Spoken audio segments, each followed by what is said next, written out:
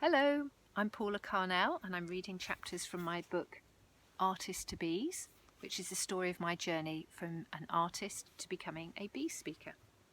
So this is chapter 6, Natural Beekeeping. So I'll show you the page.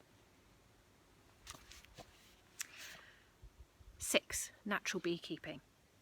This was a phrase I had bandied about with Chris, but without knowing what it truly meant.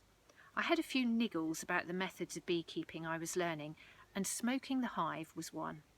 I felt that using smoke when opening the hive wasn't so pleasant. The reasoning behind it is to make the bees dive into the cells and gorge themselves with honey before fleeing what they believe is a burning home.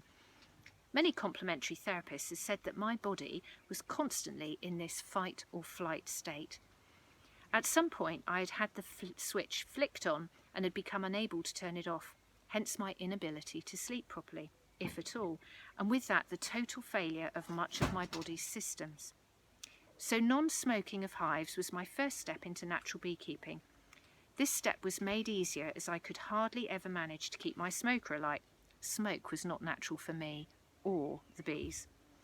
I found a bee guru online called Michael Bush, whose blog about keeping bees naturally became my first source of learning about alternative beekeeping, and I promptly ordered his tome. I learned how the cell sizes of wax foundation affected the bees' ability to defend themselves against varroa, a parasitic mite that attacks honeybees and can decimate an entire colony. I also learned about the ultimate in bee gurus, Professor Tom Seeley. Incredibly, I had a copy of his book, The Wisdom of the Hive, picked up in a charity shop.